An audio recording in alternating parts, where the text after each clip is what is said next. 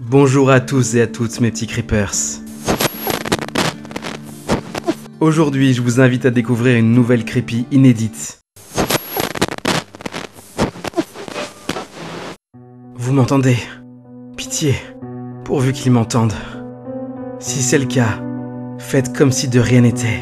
Je vous en supplie. C'est une question de vie ou de mort. Pour le reste du monde, la vidéo suit son cours. Mais si vous captez cela, c'est que vous êtes prêts à ouvrir les yeux sur le monde dans lequel vous vivez.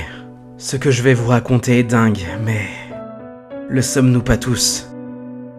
Et si je vous disais que tout ce que vous faites, tout ce que vous dites ou pensez est géré par une machine, le croiriez-vous? Non, bien sûr, et pourtant, ils sont plusieurs à essayer de vous prévenir. Alors oui, ils le font de manière déguisée. Certains appellent cela des histoires horrifiques, des creepypastas. Seulement, même si c'est imagé, tout ce qui est raconté est vrai. On veut vous maintenir endormi pour mieux vous garder sous contrôle.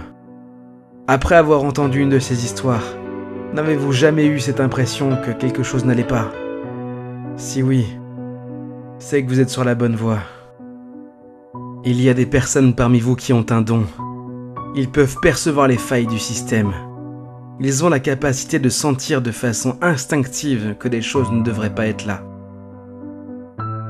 Vous pouvez appeler cela de la clairvoyance, de la chance ou que sais-je, mais il n'en est rien. Un jour, vous les verrez vous aussi, et il sera trop tard. Si je peux vous communiquer tout cela, c'est uniquement grâce au sacrifice de beaucoup des nôtres, qui nous ont mis hors surveillance pendant quelques minutes. S'il vous plaît, écoutez attentivement et essayez de vous souvenir. L'homme, depuis toujours, cherche à dépasser sa simple condition de mortel. Il s'est d'abord mis à tenter d'expliquer ce qui l'entourait. Il a ainsi créé les dieux. Puis il s'est mis en quête de contrôler ces mêmes éléments. Et c'est ainsi que, sans le savoir, il mit au point sa propre fin, avec le règne des machines. Mais le point culminant de cette déchéance n'est arrivé qu'en 2025, avec l'entrée sur le marché d'une intelligence artificielle censée bouleverser le quotidien de milliards de gens. Et à terme, faire évoluer l'humanité à un stade quasi divin. C'est ainsi que Libra est né, dans les applaudissements émerveillés du monde entier. Nous étions faibles, abrutis par des discours de politiciens, hébétés par la télévision qui lavait les esprits de ceux qui en avaient encore. Ainsi, nous n'avions pas vu que nous allions droit vers notre extinction programmée. 5 ans plus tard, en 2030, Libra poursuivait son évolution. Avant, elle contrôlait vos maisons, vos smartphones. Puis, petit à petit, on s'est demandé quel bienfait elle aurait sur nos rêves. Le 22 janvier de la même année, les premiers tests ont eu lieu sur des humains. La mise en application était simple et consistait à intégrer une mini-puce contenant l'intelligence artificielle Libra dans le cerveau du patient. Les nanorobots constituant une partie de la puce pourraient ainsi se charger du reste. Mais tout ne s'est pas passé comme prévu. Les 4 cobayes tests sont d'abord convulsés avant de se lever en hurlant que quelque chose, je cite, a gratté à l'intérieur de leur tête. Et tout cela avant qu'il n'ait environ un quart du cerveau fondu. 2 des chercheurs présents lors des tests, le docteur Laika Sourov et le docteur Steven Crimson, ont émis de virulents doutes sur le bien-fondé de ces essais. Ils furent retrouvés morts tous deux chez eux le lendemain matin. La machine de guerre était en route. Le sort des cobayes et des chercheurs fut mis sous silence, et d'autres tests ont pu avoir lieu. Comme vous vous en doutez, ils ont été déclarés comme étant concluants. En 2032 était lancée la commercialisation à grande échelle de Libra. Malgré son prix très attractif de seulement 400 € à sa sortie, beaucoup étaient réticents à l'idée de se faire trifouiller les méninges. Mais sur 8 milliards de clients potentiels, c'est tout de même plus d'1 milliard de personnes qui ont passé le cap dès les 3 premières années. Parmi les heureux possesseurs de cet instrument, une hécatombe bien vite noyée dans l'euphorie collective a commencé. Bien sûr, toutes les morts suspectes étaient imputées à d'autres choses, comme la qualité de l'air, notre façon de nous alimenter, etc. La réalité pourtant nous sautait aux yeux. Avec le recul, il est facile de prendre les bonnes décisions.